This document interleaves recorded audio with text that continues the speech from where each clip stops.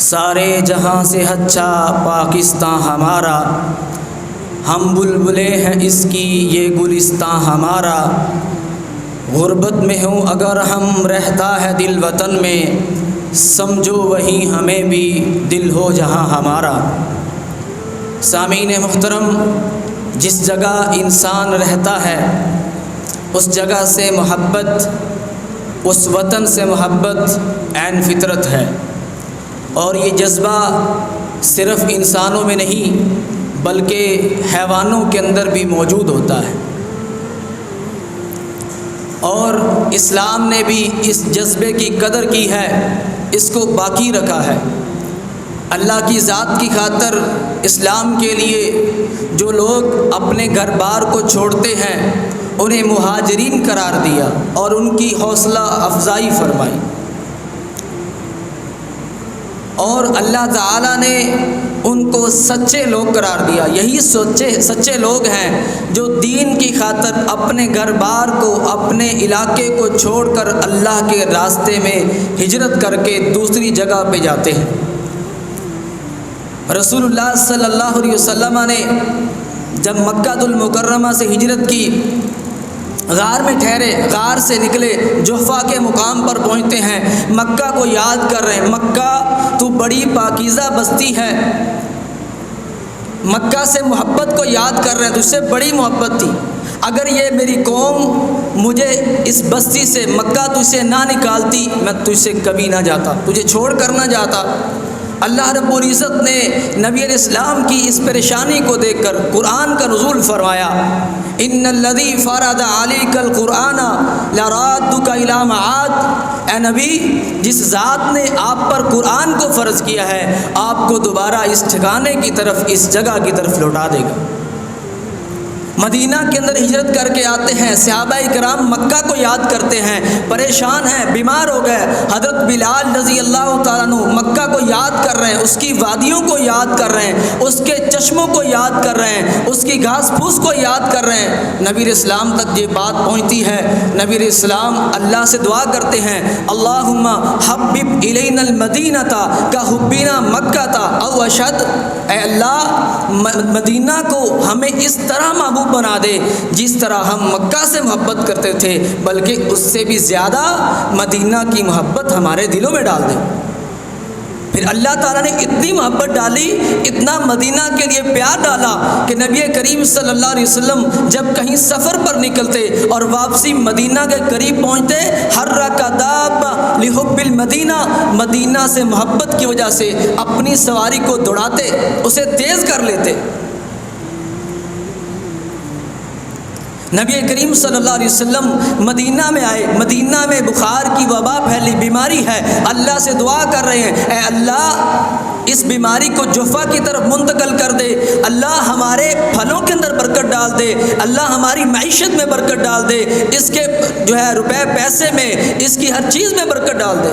معلوم ہوا جو وطن سے محبت کرتا ہے، جس کے دل میں حب الوطنی ہوتی ہے، وہ اپنے وطن کی تعمیر و ترقی کا سوچتا ہے اور اس کے لیے دعا کرتا ہے، اس کے لیے اپنا کردار ادا کرتا ہے۔ یہ وطن اللہ تعالیٰ کی طرف سے، یہ آزادی اللہ کی طرف سے ایک بہت بڑی نعمت ہے، ایک امانت ہے، ہمیں اس کا احساس کرنا چاہیے، اور اس آزادی کا احساس تب ہوتا ہے جب یہ انسان سے چھن جاتی ہے، جب بچے غلام بن جاتے ہیں، جب عورتیں لونڈیاں بن جاتی ہیں، جب عزتیں نیلام ہو جاتی ہیں، جب امن ختم ہو جاتا ہے، اس وقت اس نعمت کی قدر ہوتی ہے۔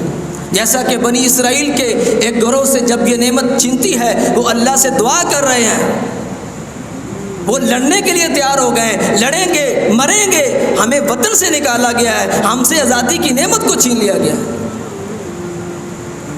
الم تر الی الملأ من بنی اسرائیل اذ قالوا لنبی لهم ابعث لنا ملکا نقاتل فی سبیل اللہ قال هل عصیتم ان کتب علیکم القتال الا تقاتلوا قالوا وما لنا الا نقاتل فی سبیل اللہ وقد اخرجنا من دیارنا وابنائنا۔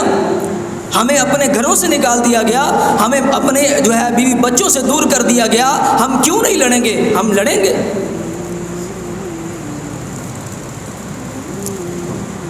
حب الاوطانی من الایمان، اگرچہ یہ روایت موضوع درجے کی ہے، لیکن ہم اگر دوسرے دلائل کو دیکھتے ہیں تو ہمیں یہ بات سمجھ آتی ہے کہ وطن سے محبت کا ایمان کے ساتھ گہرا تعلق ہے۔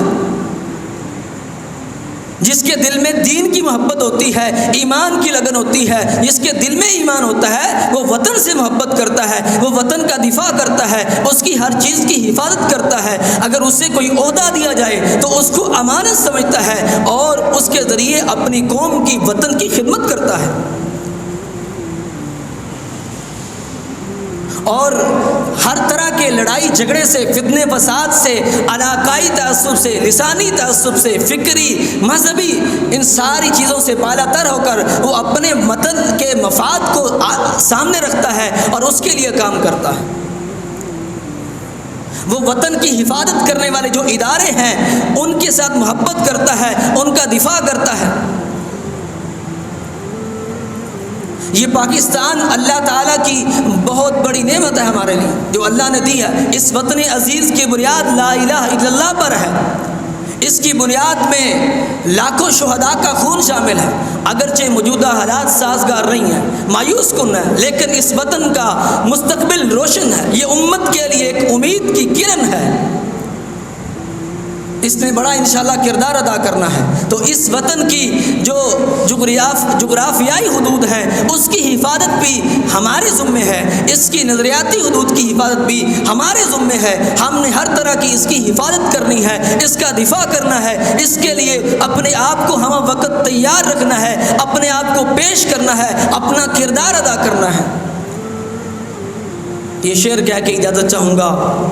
خون دل دے کے نکھاریں گے رخ برگ گلاب، خون دل دے کے نکھاریں گے رخ برگ گلاب، ہم نے گلشن کے تحفظ کی قسم کھائی ہے۔ والسلام علیکم۔